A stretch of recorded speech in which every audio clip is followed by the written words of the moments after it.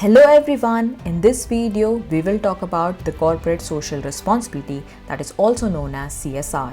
We will discuss what CSR means, why it is needed and how it is exercised. But before we go any further, please remember to subscribe to this channel for more videos on money, policies and business. The evolution of trade guilds and subsequently companies enabled associations of like-minded people to come together in order to further a common goal in the fields of business and trade. Ensuing developments in the field of company law created the concept of artificial corporate personality, meaning that a company incorporated under the law would be considered a legal personality with rights and liabilities in the eyes of the law. This meant that the association of people behind a company have limited liability and the company itself shall carry the rights and liabilities otherwise carried by individual persons. However, an artificial corporate personality does not mean that companies can get away with harmful practices. Rather, it is a means of ensuring that companies comply with their responsibilities better and more efficiently. Companies may be profit-making entities, non-profit organizations, financial entities, educational institutions, and so on. Regardless of their nature, they are all considered legal persons in the eyes of the law and are treated as such. Therefore, a company can be said to have twofold accountability. Firstly, to the investors who hold shares in the company. Secondly, as a legal corporate entity to the state, public, and everyone around it. We have often heard about how large corporations are evil and cause large-scale environmental and social harms in pursuit of profits. Most of us are even disillusioned about the better nature of these large corporates. But do we know about the positive measures and initiatives taken up by large corporations? We are aware of the need for such positive measures. But do we know what these measures look like? Why are they necessary? How it affects us and the environment and how these measures may be implemented? To answer these questions and more, first we must ask, what is corporate social responsibility? Companies, by their very nature, possess the capability to rapidly accrue large amounts of wealth and resources. As such, the operations of a large company can have significantly large impacts on not just its employees and members, but also on the environment and the communities around them, both directly and indirectly. CSR therefore is a means for a company to use these resources to give back to society and to improve the environment around them. It can refer to the venture or activity of a company to positively enrich society and to improve nature. For example, in 2018, Coca-Cola switched from using plastic water bottles to hybrid bottles that were made of 50% plant-based, renewable materials that were also highly recyclable in order to reduce pollution as well as wastage of resources. While the environment is an important concern, CSR can be adopted in other forms as well. KFC, for example, has partnered with the World Food Programme with the intention of providing meals to underprivileged children in India, a step forward in the fight against world hunger. CSR initiatives can be seen in numerous forms across many fields such as environmental responsibility, human rights, philanthropic activities, economic responsibilities, and so on. In its essence, however, CSR can be understood to be a means for large and wealthy corporations to make use of their wealth and resources to create a better world. We may ask oftentimes when it is possible for large companies to save money by engaging in harmful practices, what then is the incentive for these companies to adopt CSR initiatives? To understand this, we must first understand the role of governments in promoting such initiatives. With issues such as pollution, global warming, hunger and poverty being global issues, governments create laws and policies to combat the same, with countries around the world coming together to seek solutions.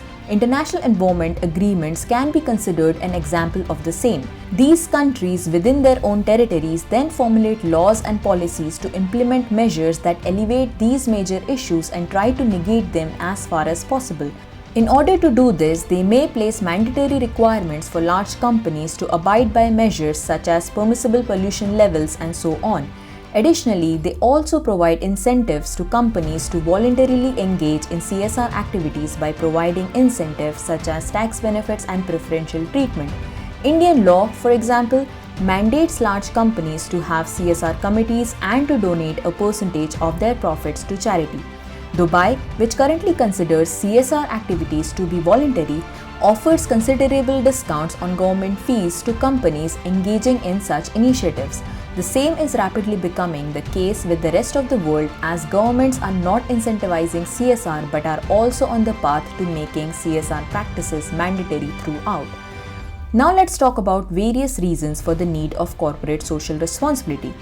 The first reason is moral obligation. Pollution and wastage of resources is inevitable in today's world. As such, companies profiting from activities that result in pollution and other harmful outcomes have a moral obligation to mitigate the same and take measures that will eventually reduce such harms to a negligible level, or to eliminate such harms altogether. Similarly, certain activities such as mining of natural resources may result in the displacement of indigenous people and wildlife.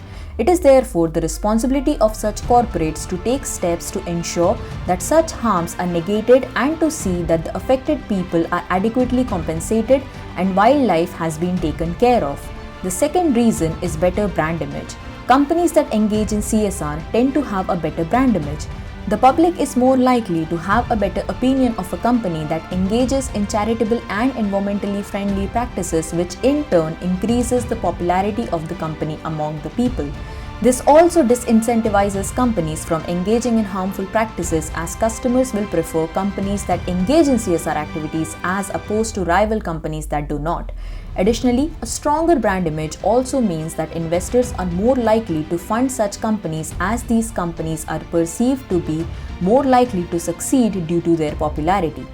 The third reason is tax benefits. Large companies have the capability to have a large and significant impact on society and the environment. As such, governments tend to incentivize CSR initiatives by offering tax deductions and other benefits to companies engaging in CSR activities. This means that not only does CSR makes it easier for society to develop, it also eases the burden on the government to carry out its various activities, while companies save cost by engaging in CSR initiatives in fields they specialize in return for tax benefits. Tax benefits also mean that the company makes a greater amount of profits due to reduced expenditure, thereby creating a system that benefits everyone.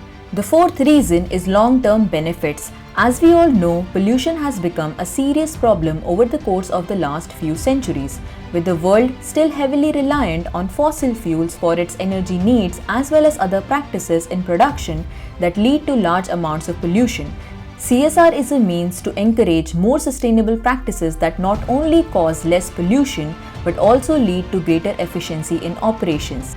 CSR can therefore also be considered to be a catalyst for innovation and development, which results in plethora of benefits such as lower cost, more efficient utilization of resources, and development of better technology and practices. Companies that can gain an edge over their competitors stand to profit in the long run due to better practices in production and management. When all is said and done, we can easily say that corporate social responsibility as a concept and as a practice benefits not just the companies engaging in it, but also governments, the public, the environment, and the planet as a whole. This video is brought to you by Shaktiki.org. They are an impact-driven digital marketing agency. Check out their website with the link in the description below. Please like this video and subscribe to this channel for more such videos. You can also share your thoughts in the comment section below. We will see you next time. Take care.